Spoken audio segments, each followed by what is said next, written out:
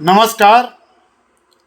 आज हम पोलियो के बारे में पढ़ेंगे। पोलियो पोलियो वायरस से केंद्रीय तंत्रिका तंत्र को प्रभावित करने वाला रोग पोलियो को पोलियोमाइलाइटिस या शिशु पक्षाघात के नाम से जाना जाता है।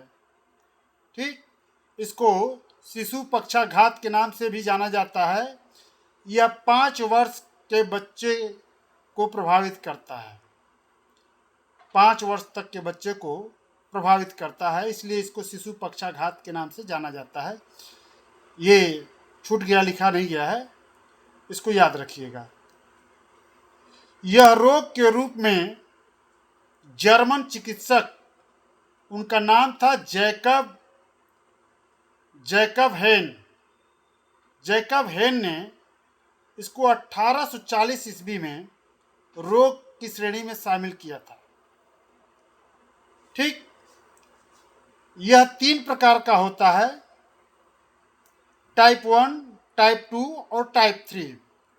टाइप 1 में क्या है, इसको स्पाइनल पोलियो कहते हैं। स्पाइनल पोलियो इसलिए कहते हैं क्योंकि यह रीढ़ की हड्डी को प्रभावित करने वाला होता है। ठीक ना, रीढ़ की हड्डी को प्रभावित करने वाला होता है, इसलिए इसको स्पाइनल पोलियो कहते हैं टाइप 1 में। दूसरा है टाइप 2, जिसको वल्वर पोलियो या मस्तिष्क स्टेम कहते हैं। ये मस्तिष्क को प्रभावित करता है। टाइप 2 में वल्वर पोलियो इसको बोलते हैं। और टाइप 3 में क्या है, इसको वल्वोस्पाइनल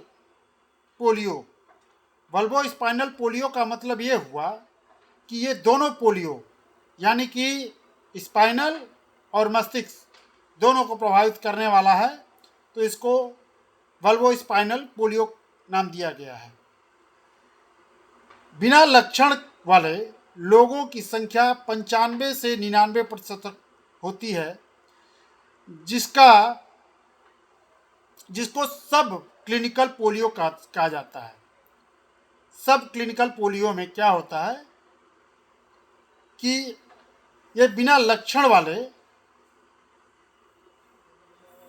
पोलियो को, जैसे ऐसे लोग जिनमें लक्षण नहीं दिखता है, वैसे लोगों को सब क्लिनिकल पोलियो कहते हैं। इस पोलियो में अस्थायी अथवा अस्थायी लकवा हो जाता है। पोलियो के संकेत क्या हैं, क्या लक्षण है, किस आधार पर हम कहेंगे कि पोलियो हुआ है। होता क्या है पोलियो में, पहले बुखार, गले में अकड़न, खराश, पैर का गिरना, अंगों का लकवा होना, ये हो जाता है। गैर पक्षाघातकारी पोलियो में उपरोक्त लक्षण के अलावा सिर में दर्द होता है, उल्टी होती है, थकान होता है। और इसमें होता क्या है मेन पक्षाघातकारी पोलियो में कि लगभग 1% लोग अस्थायी रूप से पोलियोग्रस्त हो जाते हैं। तो इसको पक्षाघातकारी पोलियो कहा जाता है, गैर पक्षाघातकारी पोलियो कहा जाता है। फिर अब आते हैं, गैर पक्षाघातकारी पोलियो हो गया। इसमें अब पोस्ट पोलियो सिंड्रोम, यानी कि पीपीएस जिसको कहा जाता है, पोस्ट पोलियो सिंड्रोम, पीपीएस नाम दिया गया है। पोलियो ठीक होने के बाद ये 15 से 20 वर्ष बाद भी कुछ पोलियो के लक्षण प्रकट हो सकते हैं। ऐसा नहीं कि पोलियो से थोड़ा प्रभावित था और ठीक हो गया तो फिर नहीं दिखेगा। इसका कोई इलाज नहीं होता, इसे जनरली माना जाता है कुछ इलाज नहीं है, प्रिकॉशन ही इसका मेन उपचार होता है। पोलियो फैलने का तरीका, किस कारण कैसे पोलियो फैलता है, यह हम जानेंगे किस तरह पोलियो फैलता है। पोलियोग्रस्त व्यक्ति के मल द्वारा, पानी, भोजन या बिंदुक संचरण, मक्खियों आदि के द्वारा फैलता है। पोलियोग्रस्त व्यक्ति के मल द्वारा, जब कोई पोलियोग्रस्त व्यक्ति शौच करता है, खुले में शौच करता है, तो पोलियो वायरस जल में चाहे व्यक्ति के हाथ में कहीं ना कहीं संपर्क में आ जाता है और जिसके कारण ये फैलता है। पहली बात ये जान लें कि यह वायरस द्वारा फैलता है। पोलियो एक वायरस है। पोलियो वायरस क्या होता है? कोरोना वायरस जैसे नाम ले लीजिए, एक संपर्क में आने से फैलता है। ऐसे ही पोलियोग्रस्त व्यक्ति के मल द्वारा, चाहे दूषित पानी मल द्वारा हो जाता है, चाहे भोजन दूषित हो जाता है, उसके द्वारा फैलता है। फिर बिंदु संचरण द्वारा, बाद जिससे लार वगैरह ये सब फैलने का मेन कारण होता है। मक्खियाँ की उसके मल पर बैठ करके आपके भोजन पर बैठ जाएं, पानी में बैठ जाएं, तो उसमें पोलियो वायरस जो है ये आपके शरीर में प्रवेश कर सकता है। पोलियो वायरस से रोकथाम के लिए क्या क्या उपाय हैं? रोकथाम, पहली बात की शिक्षा प्रदान करके, पोलियो वायरस के बारे में लोगों को शिक्षित करके कि कैसे फैलता है। साफ सफाई नहीं रखेंगे तो पोलियो का वायरस कैसे फैल सकता है। संक्रमित व्यक्ति को अलग रख करके क्वारंटाइन करके उसको खुले में शौच न करने दिया जाए, चाहे आप भी खुद न करें।